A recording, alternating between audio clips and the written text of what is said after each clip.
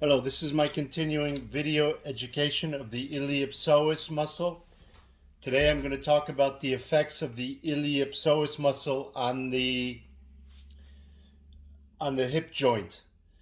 When the iliopsoas muscle shortens, what it does is that it picks the pelvis up the ground on one or both sides of the pelvis, usually on one to begin with. When it's doing that, it brings the femur into the acetabulum and causes a huge compression force. When this force is present, it will begin to damage and break down the cartilage of the hip joint. There are not many treatments that can repair the hip joint from this process besides treatment aimed directly at the iliopsoas itself with elongation, both passive and active techniques. That is, that passive by the doctor and eventually active by the patient. This process is easily stopped once it's identified, and if you don't stop it, the patient will usually end up with orthopedic procedures, including replacement of the hip joint. This is one of many different orthopedic conditions that the iliopsoas causes when it's in a shortened form. And what I'm going to do with each video is talk about each part of the body and the effect of the iliopsoas muscle on that part of the body. And today's talk is about the hip joint.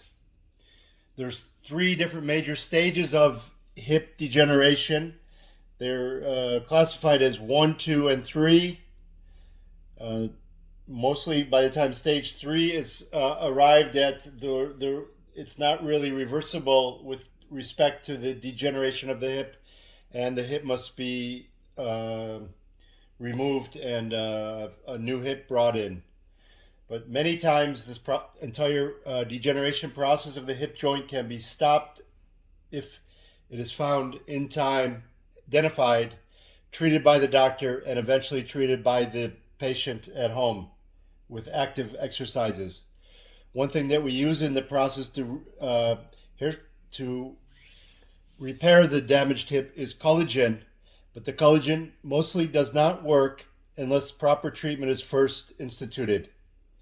It's very important that your healthcare provider knows about this, the effect of the iliopsoas on the hip joint, because you can stop many years of suffering, pain, and dysfunction if it's identified and properly treated.